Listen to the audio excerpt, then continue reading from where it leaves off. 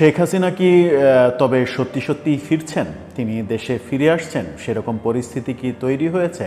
ফিরে আসলে তিনি কি স্বইচ্ছায় আসছেন, নাকি সরকার আন্তর্জাতিকভাবে পরিস্থিতি তৈরি করে তাকে ফিরিয়ে আনতে সক্ষম হচ্ছেন?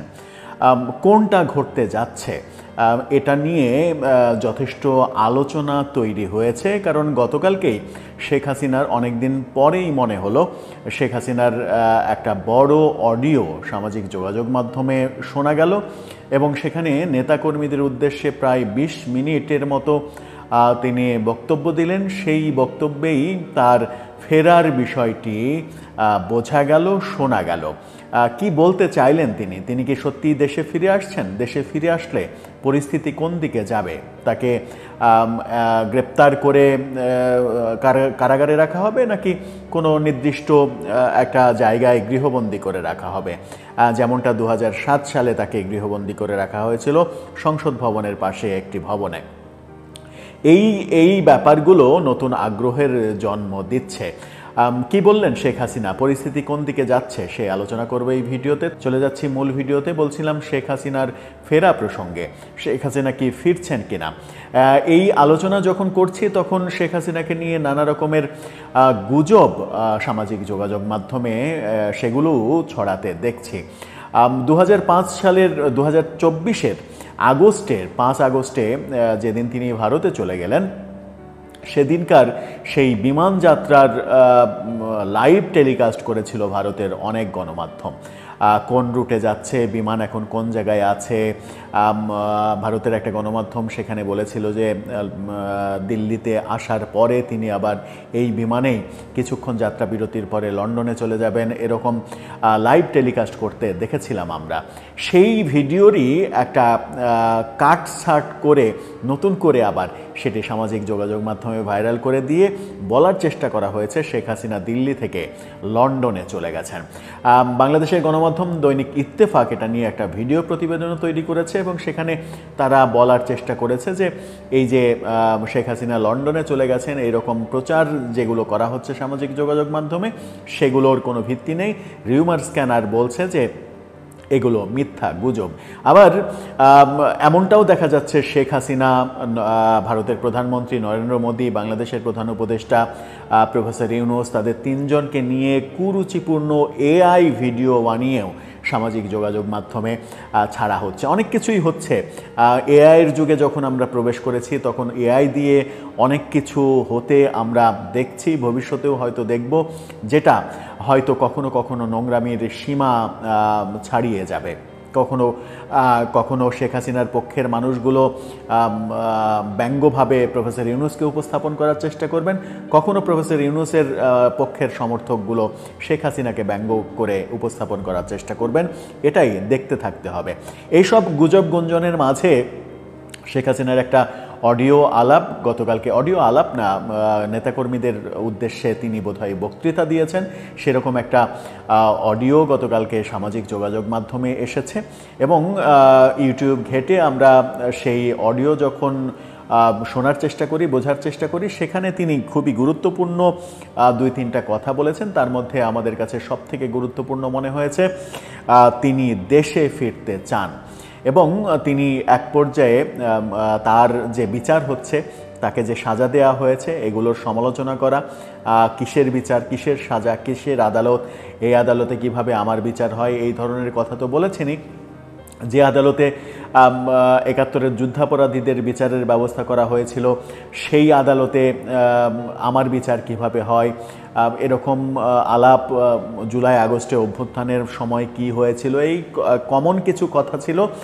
কমন কথার মধ্যে ১-২টা ব্যতিক্রম কথা ছিল। সেই কথার মধ্যে তিনি একাধিকবার বললেন যে আমি দেশে আসব, খুব শীঘ্রই দেশে আসব, আদালতে আমি হাজিরা দেব, তাদের মুখোমুখি হব, দেখি আমার কি করে তারা, দেখি আমার কি করতে পারে, এই কথা তিনি বললেন। অর্থাৎ তিনি খুব জোর দিয়ে বলার চেষ্টা করলেন তিনি খুব শীঘ্রই দেশে ফিরছেন এবং আইনের মুখোমুখি তিনি হতে চান। আদালতের মুখোমুখি হতে চান। তার মানে কি তিনি দেশে ফিরে সত্যি সত্যিই বিচারের মুখোমুখি হবেন? দেশে ফিরলে তো তাকে মানে আদালতে হাজিরা দেওয়ার অপশন নিশ্চয়ই দেওয়া হবে না।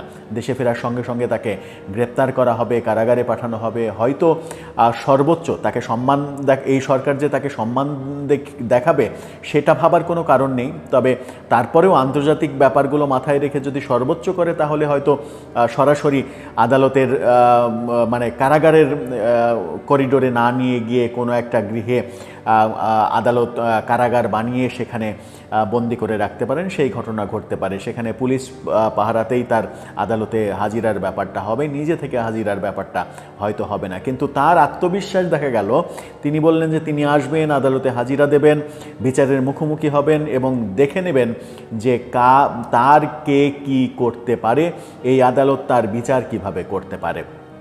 বাস্তবতা কি সেদিকেই যাচ্ছে? আবার নেতাকর্মীদের উদ্দেশ্যে তিনি এটাও বললেন যে আমি যেখানে আছি সেখানে থেকে তো আমি কথা বলতে পারছি, আমি বিভিন্ন মেসেজ দিতে পারছি, নেতাকর্মীদের আপনাদের খোঁজ নিতে পারছি। 2007 সালে আমি যখন জোর করে দেশে ফিরি তখন তো আমাকে কথা বলতেও দেওয়া হয়নি, আমাকে তো বন্দি করে রাখা হয়েছিল। বন্দি করে রাখা হয়েছিল বলে আমি কোনো কথা বলতে পারিনি, কারো খোঁজ খবর নিতে পারিনি। কিন্তু এখন যেখানে আছি সেখানে থেকে খোঁজ খবর নিতে পারছি সবার এবং কথা বলতে পারছি। আমি সমস্ত কিছুই দেখছি, সমস্ত কিছুই পর্যবেক্ষণ করছি। খুব শীঘ্রই আমি দেশে ফিরব এবং ওদের মুখোমুখি হব। এই যে মেসেজটা তিনি দিলেন, তার মানে কি ব্যাপারটা এরকম হতে যাচ্ছে যে প্রফেসর ইউনূসের সরকার কূটনৈতিকভাবে সফলতার দিকে চলে গেছেন, তাকে ফিরিয়ে আনার ব্যাপারে, তাকে ফিরিয়ে আনতে পারবেন প্রফেসর ইউনূসের সরকার, এটা শেখ হাসিনা বুঝে গেছেন, সেই কারণেই আগেভাগে কর্মীদের জানিয়ে দিলেন যে তিনি ফিরছেন? ব্যাপারটা এরকম, নাকি শেখ হাসিনাই বরং আন্তর্জাতিক অঙ্গনে লবিংয়ে অনেকখানি এগিয়ে গেছেন, তিনি এখন দেশে ফেরার মতো পরিস্থিতির দিকে এগিয়ে যাচ্ছেন, দেশে ফিরলে এই সরকার তার বিরুদ্ধে কোনো ব্যবস্থা নিতে পারবে না, সেরকমটা?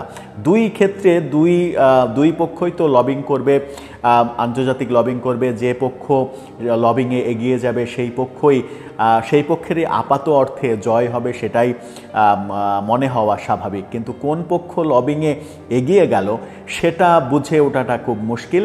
তবে শেখ হাসিনার কণ্ঠে গতকালকে যেরকম আত্মবিশ্বাস দেখেছি, তাতে মনে হচ্ছে যে তিনি আগের তুলনায় আত্মবিশ্বাসী হয়ে উঠছেন। কিন্তু আন্তর্জাতিক পরিস্থিতি যদি আমরা পর্যালোচনা করি তাহলে আত্মবিশ্বাসী হওয়ার খুব একটা কারণ আছে বলে আন্তর্জাতিক মহল থেকে মনে হচ্ছে না।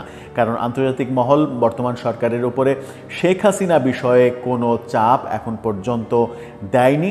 একটা চাপ দিয়েছে বিভিন্ন দেশ এবং জাতিসংঘ থেকে, সেটা হচ্ছে যে আওয়ামী লীগের উপরে যে নিষেধাজ্ঞা জারি করা হয়েছে এবং আওয়ামী লীগকে বাদ দিয়ে যে নির্বাচন করার কথা হচ্ছে সেটার বিপক্ষে বেশিরভাগ দেশ, জাতিসংঘ, ইউরোপীয় ইউনিয়নরা কথা বলছেন।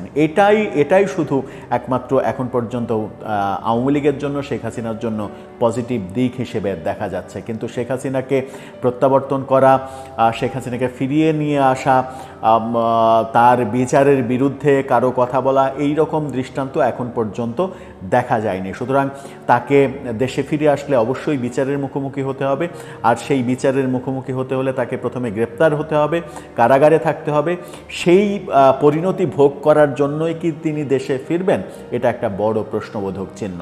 দর্শক, আপনার কি মনে হয়? শেখ হাসিনার কণ্ঠে যে আত্মবিশ্বাসের কথা বললাম, সেই আত্মবিশ্বাসের উৎসটা কোথায়? সেই উৎসটা, সেই শেকড়টা কোথায় তিনি খুঁজে পাচ্ছেন? আপনার মতামত জানিয়ে লিখতে পারেন আমাদের